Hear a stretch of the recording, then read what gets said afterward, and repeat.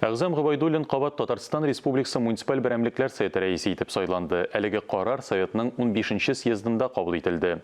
Башта республика президенты Рөстәм Миңнехановка Татарстан шәһәр һәм район җитәкчеләре дигән 3 томлык басманы тәкъдир иттеләр. Китап ТСРның 100 еллык уңаеннан татар һәм рус телләрендә дөнья күрде.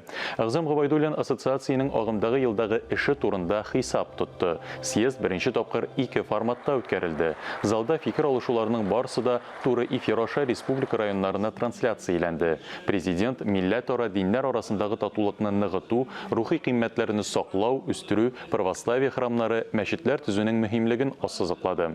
Киләсе елда Казан Мәрьям ана иконасы соборы төзелеше төгәлләнәчәген әйтте. Рөстәм Миңнеханов Россия президенты Владимир Путинның 2022 елда Идел буе Болгарында ислам динен кабул итүнең 1100 еллыгын тантаналы бәйрәм итү турында карар кабул ителүен дә белдерде.